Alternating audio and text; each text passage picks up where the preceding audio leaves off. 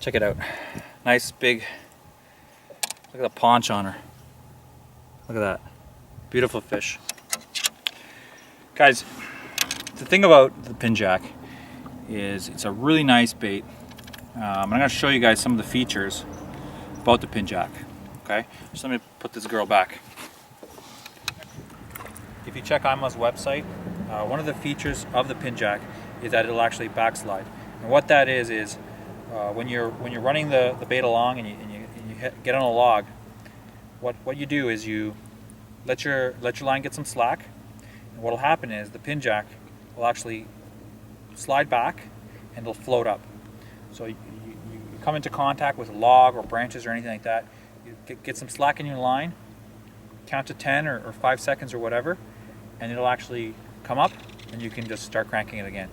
Fantastic feature, and that's really come in handy today because we're throwing this bait into a lot of laydowns and stuff like that. So really good bait, and so far I haven't got hung up with the Pinjack. And I've been throwing it in a lot of stuff. By the end of the day, I mean, I've got a lot of confidence in this bait, and I'll throw it in some places where no, you wouldn't put a crankbait.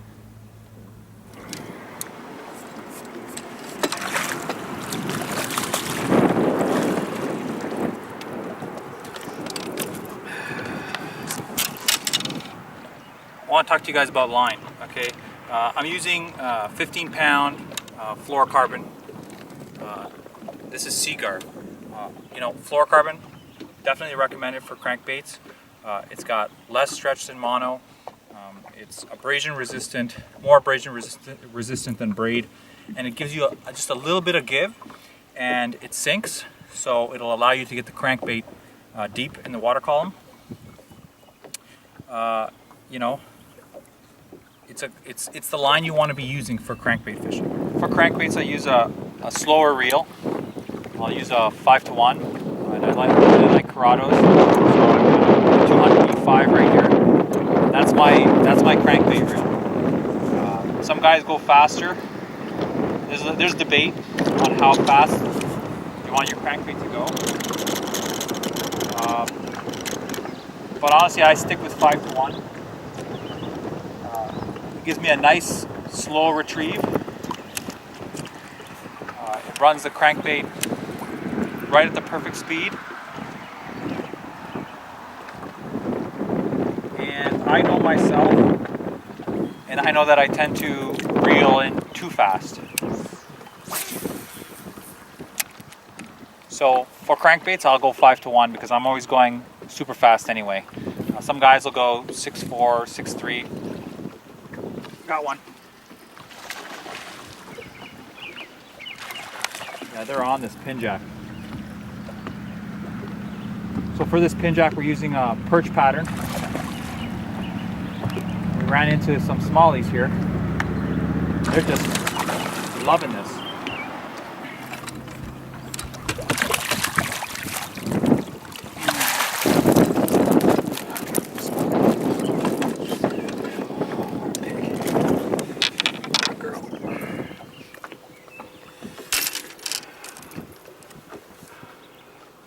Nice.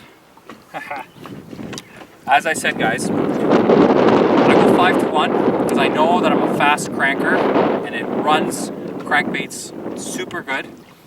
It'll run it nice and slow so you're not going too fast. Like I said, 200 E5 Corrado, can't go wrong. For the rod, I'll choose a shorter rod. So this here's a 6/8, medium heavy. This is a moderate. You want a moderate because when you're running a crankbait, especially the Pinjack, what I'll do is I'll run it sparse weeds, rocks, that kind of thing, looking for these girls. And when they hit it, you want that give. You want the rod to bend and allow them, because it'll set itself. The hooks will set itself. You don't really need to do any setting.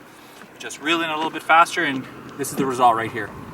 Color selection on the Pinjack 200, what we did was we went with more of a natural pattern. This is a perch pattern for the Pinjack 200, and that's what we used for our review. It's a perfect bait for the lake that we're in right now. Because of the red eye, there's a lot of rock bass in this lake, so the red eye will mimic one of the forages for the bass.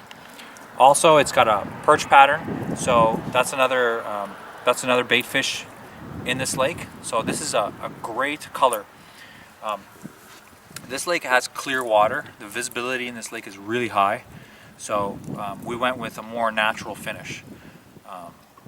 If you had some murkier water or something like that, you could go with a chartreuse. And IMA has colors in the Pinjack for almost any kind of water clarity or situation you would find. Some clouds have moved in, so it's a little bit overcast. When we started fishing, it was full sun, but since the water's so clear and this is somewhat of a vibrant color, it'll still do really well with a little bit of cloud cover. What I'm doing with this Pinjack is I'm actually throwing it, and I'm throwing it right up to the bank. Again, because of the backslide feature. If there's a log, laydowns, or anything like that, I'm not worried about it. And if I do come into contact, I'll give it a tug, and if it's still stuck, I'll give it some slack and I'll let it backslide, and then I'll pull it along. So what I'm doing is I'm actually throwing it almost right up onto the bank, just like that.